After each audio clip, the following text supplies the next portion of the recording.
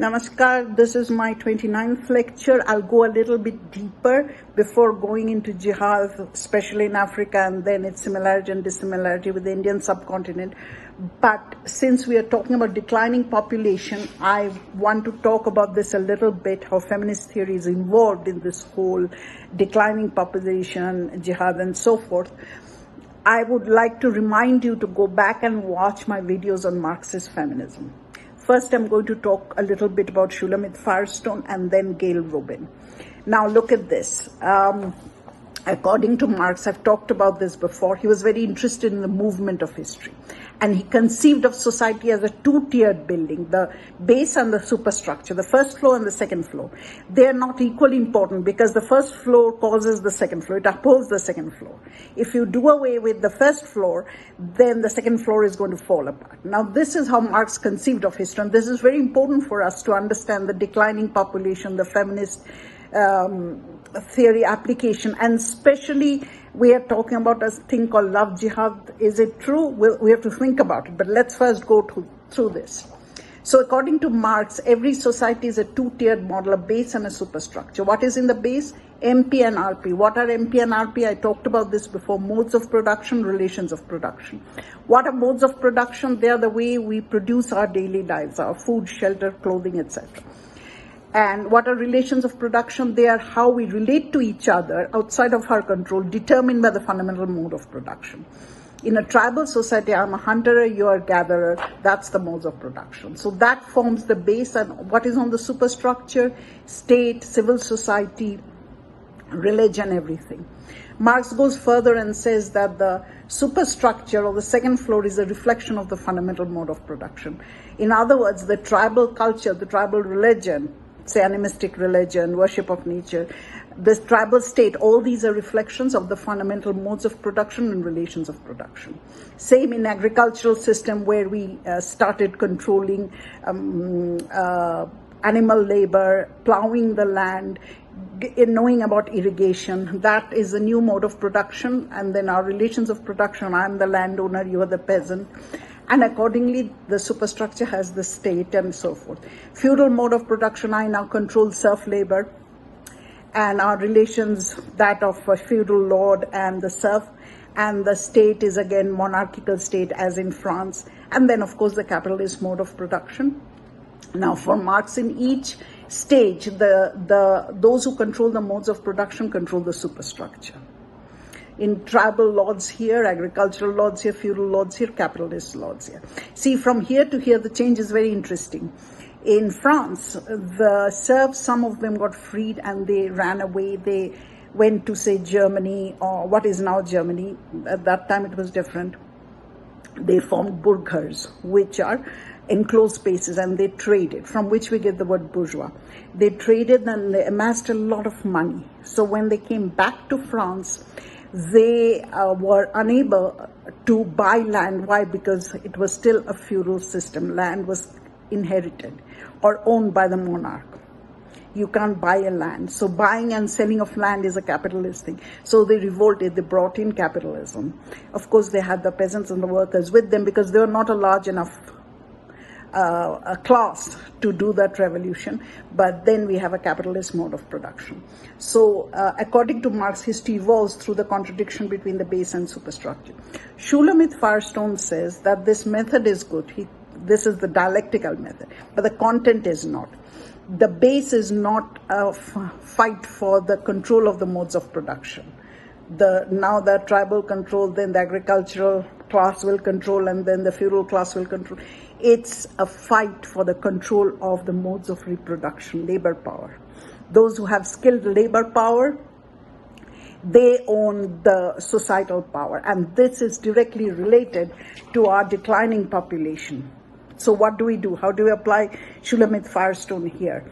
So suppose we have to do a rally, and I've seen quite a bit going on in Bangladesh right now. There is not enough people, a large class, like the bourgeoisies in France were not a large class. They took the peasants and the workers to form the revolution. Instead of that, we can use technology. We can spread the word. We are already doing it.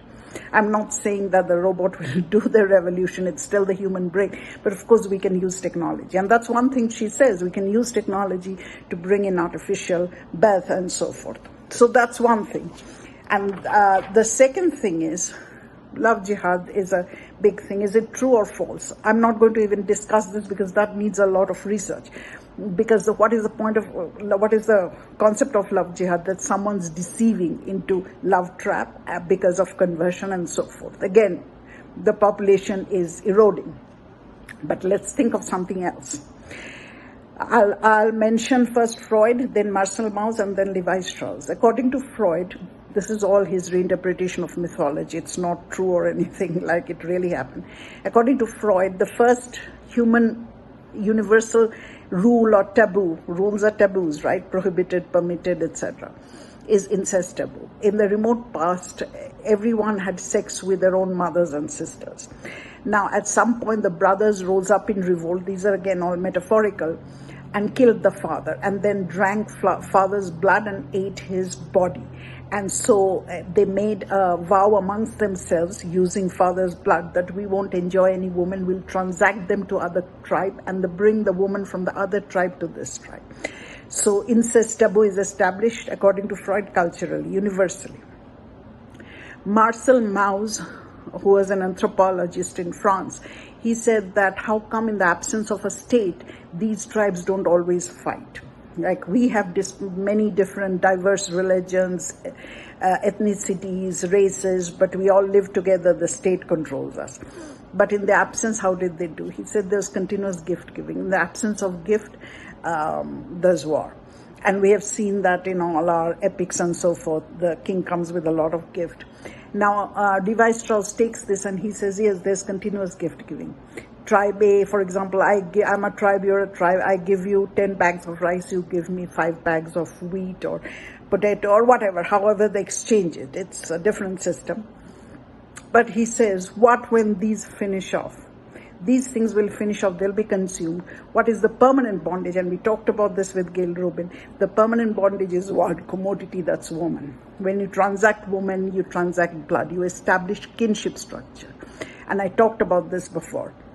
Why is this very important? Because when I talk about jihad in Africa, you will see that the Muslim traders were the first ones who came to Africa. They were indigenous people with lots of deities like Hindus and worshipping nature. But when the Muslim traders and some saints, peers, they came in, they were not allowed to live with the others in the village, because in the village, everyone had a kinship structure. They were connected with blood. Although there was a chief, they formed enclavement and lived separately. Now, this concept of kinship is very important. How is kinship formed? It's exactly like, the Panchal had this war with the Kauravas, and then the Pandavas were married and they formed alliance. It's the same over and over again. Now let's look at this. I talked about this earlier, tribe 1 to tribe 2. The woman is the commodity of exchange, and something comes back, either another woman or land or prestige or whatever. She's the carrier of the phallus. It's like a beast of burden. The beast of burden carries the load, but he is not the owner. Same, the woman carries the phallus. That's why, all these honor killing and so forth. And that's how kinship is established. Now let's go to love jihad. So I am not sure how far love jihad, what happens, etc. But I'm going to talk about colonization. Let's look at colonization, whether it's in the Americas or in Asia, Indian subcontinent, Africa. The colonized men used to take as wife, sometimes concubines or co-wives, etc., of the indigenous woman. And that's where they had an entry into the kinship structure. They're now exchanging women. Akbar married a Hindu princess. So this was a way of forming a kinship entry into the whole enclavement, the kinship structure. Can this be used to understand what's happening with love jihad now? Is it true? We do not know that. We have to do more research on that. But one thing we can see that in India, when cross-cultural or cross-faith marriage happened, mostly the woman is Hindu and the male is Muslim. It may or may not be a legacy of that colonial entry into kinship, the blood and everything I talked about in the feminist theory, or it could be. For that we have to do research. So, but this is the background, and we are going to use all of this in my later lectures when we are going to talk about jihad. For today, this is all. Please visit our website, swakah.in. I have all the blogs with this whole theory of colonization, jihad, and so forth. Please read those. Please subscribe, comment, like, and if you wish to, you can donate to our organization so that we can go on doing more videos like that.